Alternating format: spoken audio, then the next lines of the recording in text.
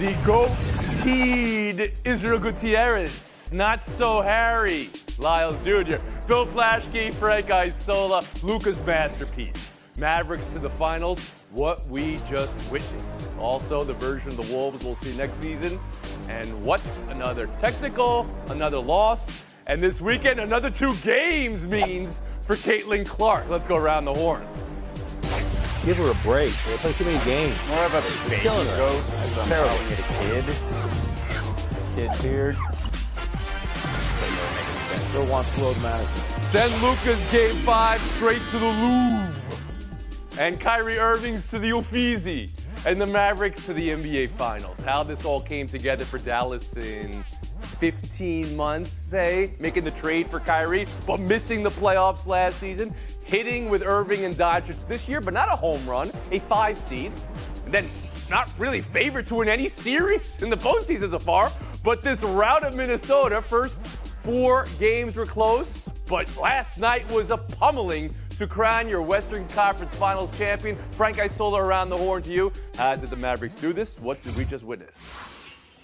Yeah, the Mavericks, let's think about this. They knocked off the #1 seed. They knocked off Minnesota. Runs. They knocked off the Clippers to start it. They've really been terrific. And it really comes down to Luka Doncic and Kyrie Irving. Luka was essentially unguardable. And it somewhat reminiscent to a couple years ago. Remember that Game 7 that he had against Phoenix? Here he is at the end of the first quarter. He's outscored Minnesota. Then he and Kyrie at halftime, they've outscored the Minnesota Timberwolves. So the two of them have been unstoppable. And it's kind of the new way of doing it. It's not so much a big three.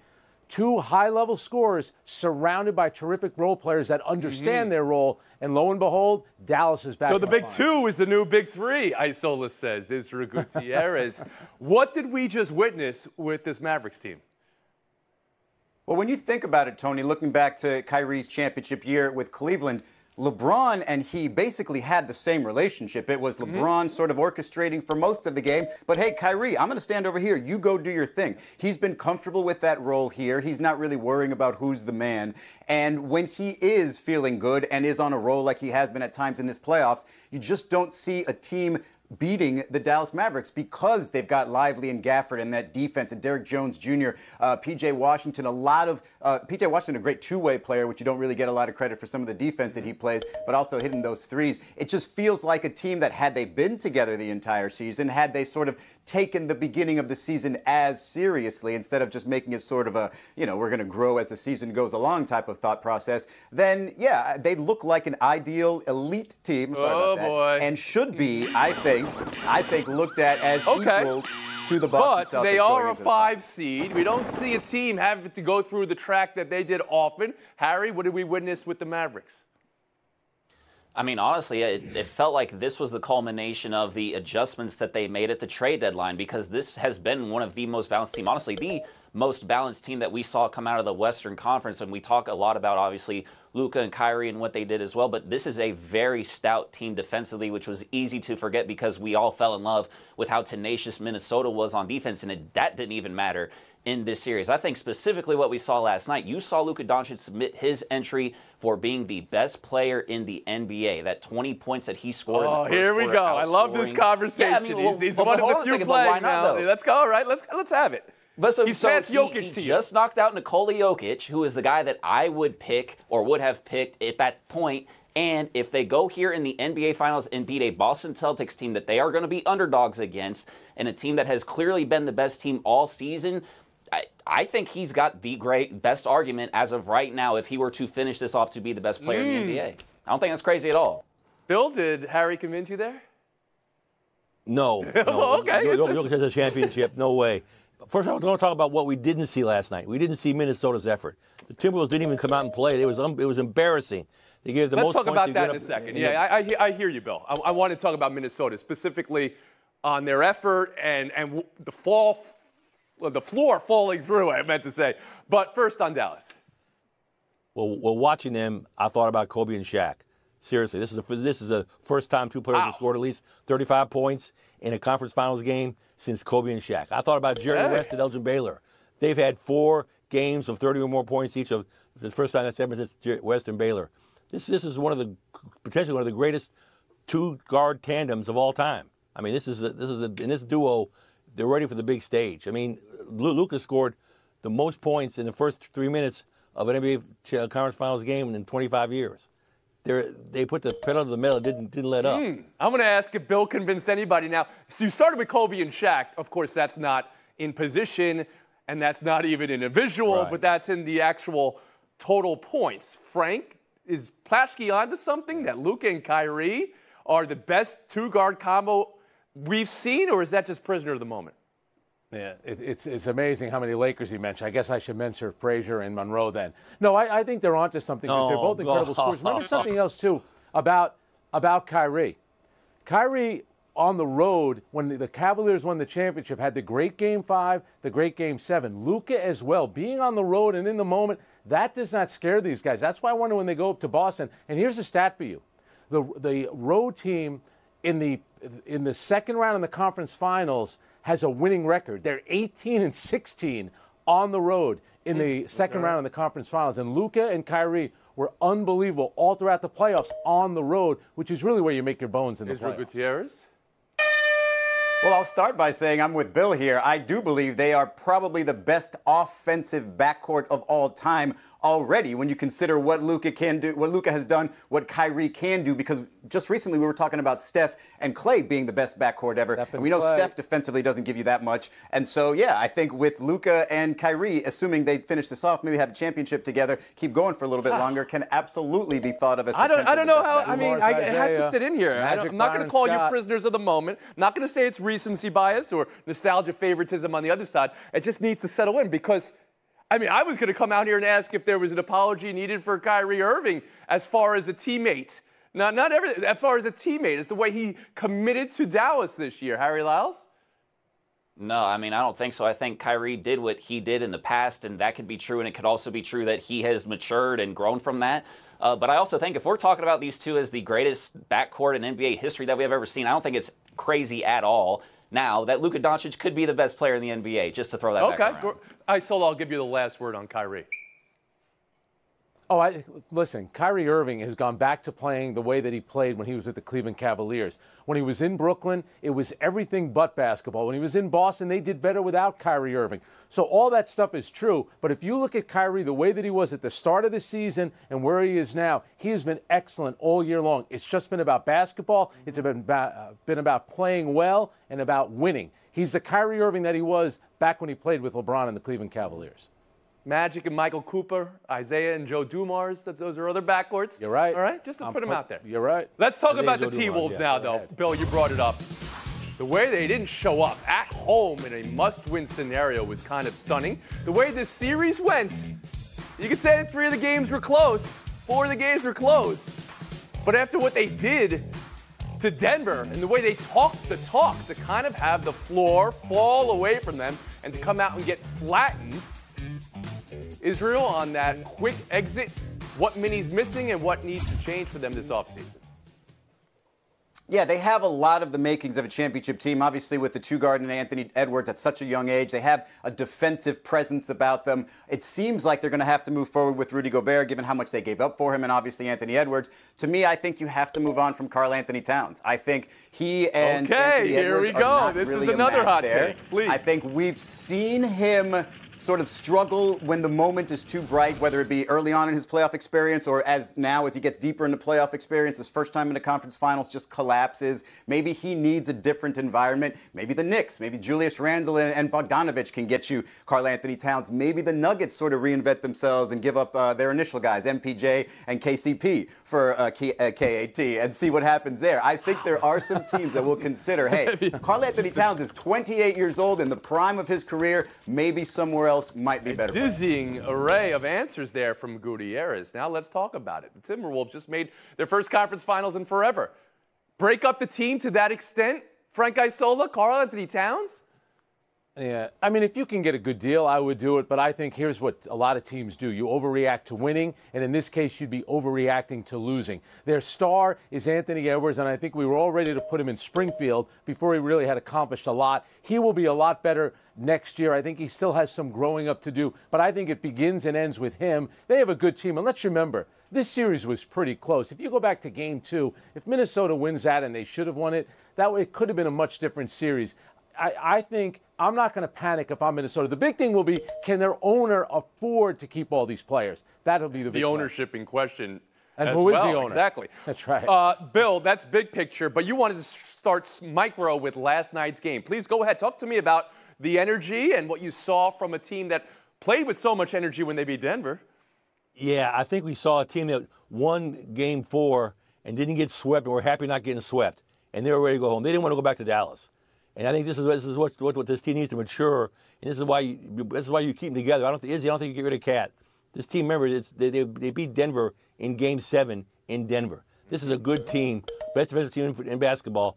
They'll get better. They have to learn by failure. They learned last night by failure. But last night, well, it was disappointing that they act like they didn't want to go back to Dallas, and that was disappointing. Harry Lyles Jr. I thought Anthony Edwards hit the nail on the head at the end of the game when he talked about this team never just hit all at the same time. They all seemed on the same page during that Denver series. At almost no point during this series did that ever seem like it happened. I mean, they even wasted that Naz Reid game where he knocked down 7 3-pointers. Like, the fact that you couldn't get that win basically said everything you needed to know about the series. I will say this, whether or not they move on from Cat or not, I think that this is a team that you have to add another shooter to, because Dallas was very content with packing the paint and making Minnesota beat them on the outside. They obviously weren't able to do that. I think the other problem is, if your second best player, Karl Anthony Towns, has to be told consistently by your young superstar, 22 years old, don't foul, don't do all these things, that's kind of a problem. About the shooting, their size was such an advantage versus Denver. That's why they won that series. Then you play a different team in the playoffs, and it's a different style, and that's where it gets complicated. Frank, last word on Anthony Edwards. He said some things after the game where he's like, I know what it takes now to try to keep myself available for the length of a postseason. Was he saying he was tired? Was he saying the minutes caught up to him? Yeah, I don't buy that, but he needs to play with more energy. One thing about this Minnesota team, entering last night, they were 3-0 in elimination games. That's why the performance was shocking how bad they were. Bill is right. It was embarrassing. Take a break. Fire sale next. Florida Panthers 1 win away from the Stanley Cup final. And who broke it for them last night? Forsling, Lundell, and then Bennett, an empty netter. Rangers couldn't make their early shorthand goal magic and lead at home hold up. Israel, #1 takeaway, and has Florida figured out New York? #1 takeaway is that the Rangers need an odd number of men on the ice to really succeed, whether it be on the power play or whether it be shorthanded. Shout out to Frank Isola, who said that the Rangers on the shorthanded they do play better reason shorty. why they were going to win this series. But it's not enough. I would say yesterday it just proved that the Panthers are the better team 5-on-5. They're more physical. They have these long extended shifts in the offensive zone that really drain the Rangers. Frankly, the only reason the Rangers are really in this series is because their goal scorers are pretty talented, and Igor Shesterkin is just absolutely on fire. Isola, to you now in New York. Have the Panthers figured out the Rangers? I don't think so yet, because to Izzy's point, I think the goalie is good enough to get them, obviously, to a Game 7. What would worry me is that if you look, Kreider and Zibanejad did not have a single point in the series up until last night, and then the Rangers still lose. So that is, and they've already lost 2 home games. Florida's clearly in control, but that goalie will keep the Rangers. That goalie, say his name, Frank, Shesterkin. Although, say Bobrovsky's name as well if you're talking about the goaltending in this series. Bill Plaschke, to you. This series is over, Tony. It's done. Florida's going to win. No, seriously. Florida's forechecking the heck out of them. They've held them to 13 of 15 stops on the power play. They've scored 15 goals. They outscored their opponents by 15 goals in the third period in the postseason. It's unbelievable. It's over. A Bill Plaschke over. And Harry Lyles Jr. Marcel Dion. How about you?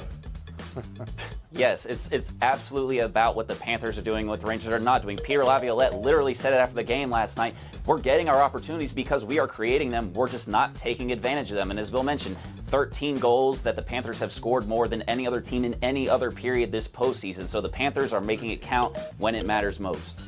Buy or sell 2. Indiana Fevers, terrible, horrible, no good, very bad start continues. 1-8 run over at home again. Seattle scoring 103 on them last night. Caitlin Clark picked up her 3rd technical this season. That leads the league. Not happy with the physicality on her. There are video reels fans are making of fouls against her with no calls. She said she's getting hammered out there. Coach Christy Sides this week did say they've been spending too much time complaining about officiating. Frank, is Clark being officiated differently, defended differently? Should she even be talking about it?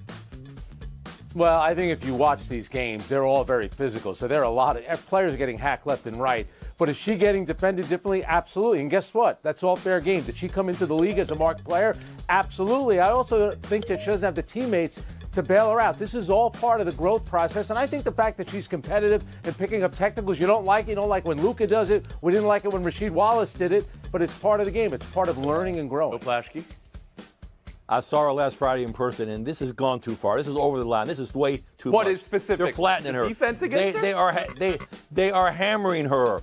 They are running over her. They're going out of their way to bump her and shove her and throw her down. It's unbelievable. It's like they're all jealous of her or something. I wish they'd realize she's good for the league, and she's been officiated differently too. The referees don't call enough of it. Okay, wait. There's a lot to unpack there. So there was a like they're jealous, which I'm just going to mute right now. We don't need to get into whether there's jealousy or not involved. Come on, there's basketball players. Secondly, has there been a flagrant two against her, like the way there was with Thomas against Angel Reese last week? I haven't seen that yet. Harry Lyles Jr., to you. So she's being defended differently because you have to guard her 94 feet, which is absolutely fine. Like, I think we can say, hey, yes, she's being defended differently because you have to do that because she is that talented. But in terms of the physicality, that's happening all across the league. You literally just mentioned the Alyssa Thomas flagrant against Angel Reese. That is not uncommon if you're watching these games. I think the thing that's important here is that Caitlin is bringing these eyes, and so we can see, hey, the officiating does need to be better because the level of physicality at times, yes, I think we can all agree, is a little bit ridiculous. But even take that example. Reese after the game said, "Thank you, AT. You know, I know I know you're going to be physical with me. I know I need to bring it." You're hearing Clark yesterday acknowledge, "I think I'm getting hammered out there." Is that all right, Israel? Yeah, no, I think it is. And I think if you talk about Caitlin Clark, I think you have to talk about her and this rookie class, and you have to talk about Angel Reese. And I'm with Harry here. Thank you for bringing attention to something that needs attention, as it's the officiating at the WNBA. And basically everything that we sort of learn through the WNBA will be through the sort of lens of Caitlin Clark, because she is the most popular player in the league right now. And all those defensive players who are trying extra hard to defend against her, it's because they know more eyes are on them than there have been at any point in their career. And they're also recognizing, oh yeah, it's pretty difficult to cover her, so we might have to. There's another thing at play here. Fever play the Sky again tomorrow afternoon, and then they play the Liberty Sunday. They'll be through 11 games in the first 21 days of the season. Schedule doesn't quit for them. And about tomorrow, Clark versus Angel Reese, that was the game everyone had circled. Bill, is Indiana start and the league's pacing of these games for the Fever have you thinking maybe there's been too much and maybe it's plateauing a bit? It's been way too much. The league did her no favors. What are they thinking? They're playing every other day. They're like a baseball team.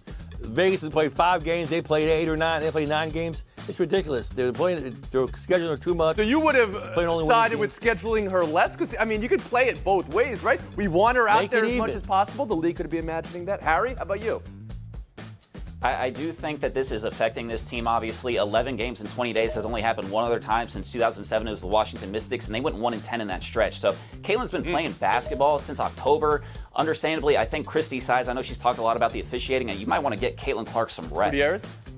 You have to ride the hype train while you can. Early on, she's going to play a lot of games. It'll come back to her. She'll get some rest. Even if her whole rookie season feels rushed and tired, it's all going to get better from here.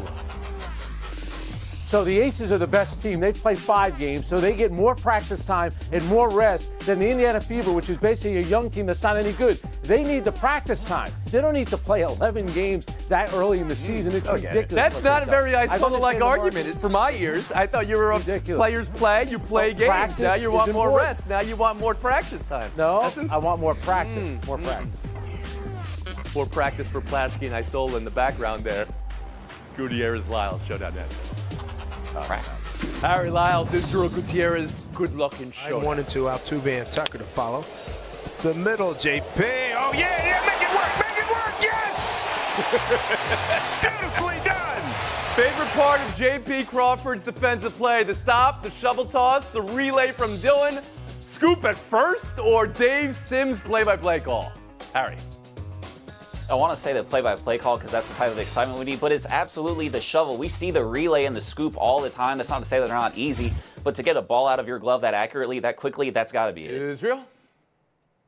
It's difficult, but I'm going strictly by looks. When a first baseman is stretched out, and this one in particular in the lunge position, and then has to pick one by his eyes, that bounces up by his eyes, not only is that difficult, but it looks better. Got to be the first. How about going by sounds, though? Dave Sims, one of the great play-by-play guys we have. I've loved him for 30 years.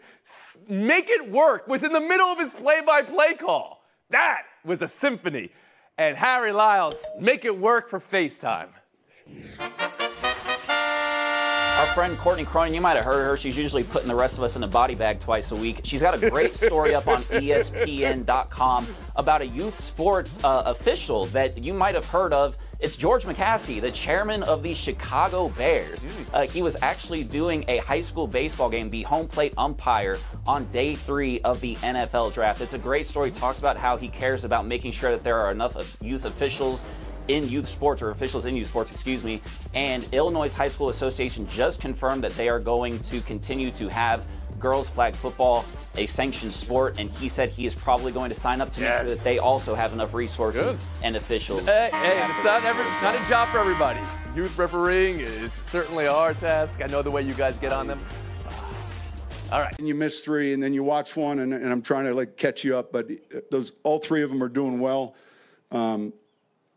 Specifically to Bo, he's doing really well. He's picking it up. There's a lot that's going in. He's throwing the ball extremely well. Yeah, all those guys getting some time, of course, in OTAs. Jeremy Fowler, more time with us. Now, tomorrow is June 1st, and that means that players who are traded or cut, that dead money could be spread over 2 seasons. So we could see some movement here. So let's go back to those Broncos and potentially a familiar name. Yeah, let's start with Cortland Sutton, Hannah. So this is a player who wants a sweetener on his contract. He's due $13.6 million this year. The Broncos want to keep him, consider him a leader and their best receiver, but they have received trade inquiries on Sutton over the last few months. They've sort of rebuffed those, but will they re-engage at some point if they can't come to a revamped, reworked contract with Sutton to put a little bit of extra money in his pocket this year? Here's to guessing that they're open to that, but if not, they could have suitors. We'll see.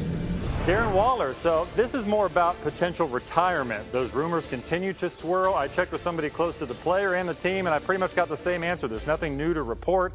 The Giants don't seem to know a whole lot other than he shot a music video for his music recently. So he's due about $12 million. They certainly would love to have him back. They envision multiple years with him after they traded for him, but if they want to save the money and they're sick of the uncertainty, maybe they do something down the road. Then James Bradberry, he's in a situation where very established player, but they're pretty well loaded up at cornerback. So what do they do with Bradberry, who's got $15 million of dead salary cap on his deal this year? However, if they were to designate him a post-June 1st cut, that goes down to $4 million. So they could save a lot of money. They drafted 2 cornerbacks in the top 2 rounds. They got Darius Slay. So certainly is still a good player, but something might have to give eventually. All right, we can't go a day without talking about the Steelers and their 2 quarterbacks. So we have Russ Wilson, Justin Fields, all sorts of talk about not just really a 2-quarterback system. We know Russ is going to be the starter. Mike Tomlin made that clear, but maybe bringing Justin Fields in certain situations. What are you hearing there? Yeah, this is a chance to get creative because I've talked to multiple teams, multiple league execs who believe that Pittsburgh will somehow use Justin Fields, possibly in the goal line area, 8 yards and in.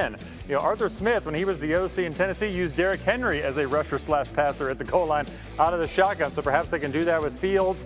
One person pointed out to me that Russell Wilson is not the same runner that he was 5 years ago. So if you want a little more juice from the quarterback spot, he's considered a +1 when he gets the ball out of the shotgun.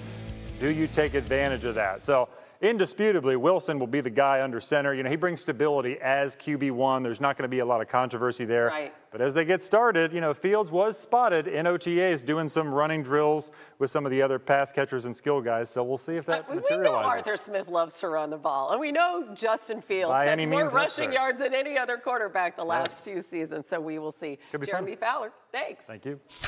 More on the NFL ahead. Travis Kelce cracking jokes as the Chiefs celebrate their Super Bowl victory at the White House today. We'll hear from the champs just ahead. Plus, our expert is crunching some numbers in the Football Power Index to find a dark horse Super Bowl contender.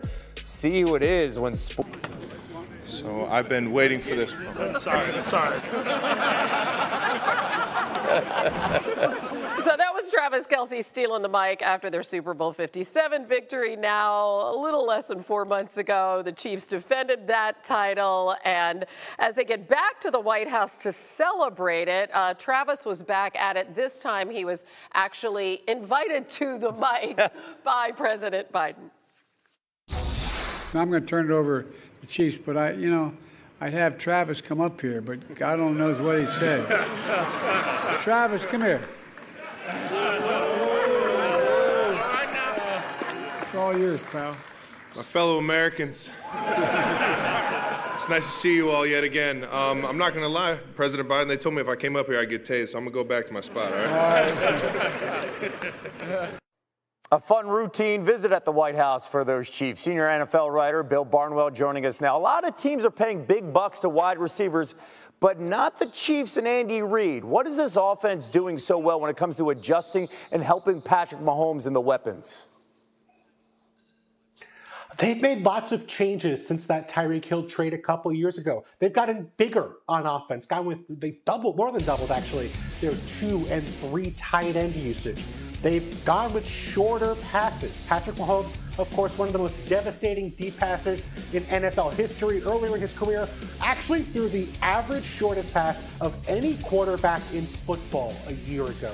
This is like, if Aaron Judge went from being the guy who hit 50 home runs to hitting 375 and going for average. Patrick Mahomes has been able to pull that off because he's a special player, but now, of course, with Marquise Brown, Xavier Worthy joining this team, a new influx of speed to this Chiefs attack that's maybe lacked that since the Tyreek Hill departure. Trying to become the first team to win 3 straight Super Bowls in the Super Bowl era. ESPN's Football Power Index just came out yesterday. I know it's May, but the 49ers are the favorites to make the Super Bowl at 25%, a 16% chance to win it, just ahead of the Chiefs at 12%. The Falcons have not made the playoffs since 2017, but following the addition of Kirk Cousins, they have a 3% chance to win the Super Bowl, just behind the Dolphins.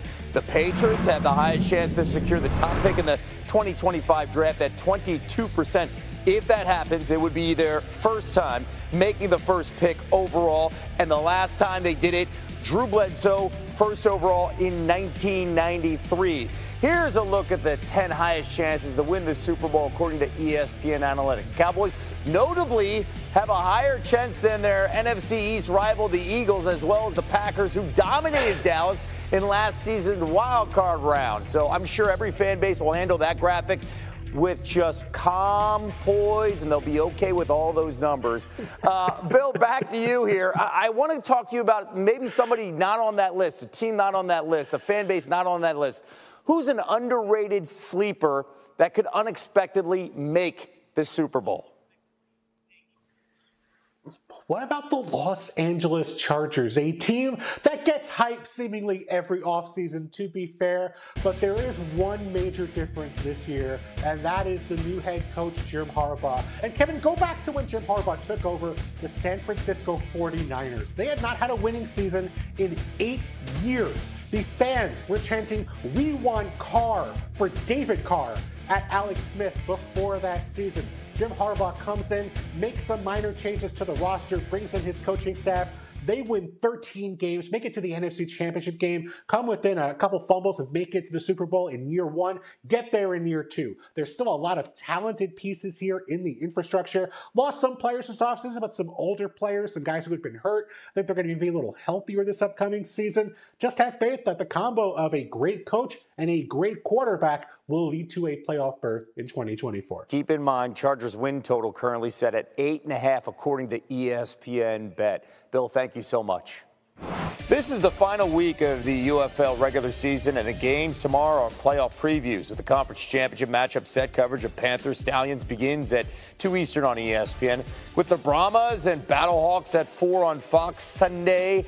Renegades Defenders starts at noon Eastern on ABC, with Roughnecks and the Showboats 7 Eastern on Fox. Luka Doncic, incredible from the get-go last night. 20 points in the first quarter. The Mavericks run away with the clinching game against the Wolves. Advance to the NBA Finals. Luka finishing with a playoff-high 36 for the postseason. Brian Windhorst was there, and he gave a very clear picture of that first quarter this morning on First Take. let me set the scene here in Minneapolis, what it was like yesterday, okay? It was a beautiful day. Spring is here. All the leaves are out. This is what you wait for in Minnesota for all the winter months, okay? The Wolves are 3-0 this year in elimination games, all right? The last time they played an elimination game here in Minnesota, they beat the Nuggets by 45 points, okay? Hey, Chris Finch makes this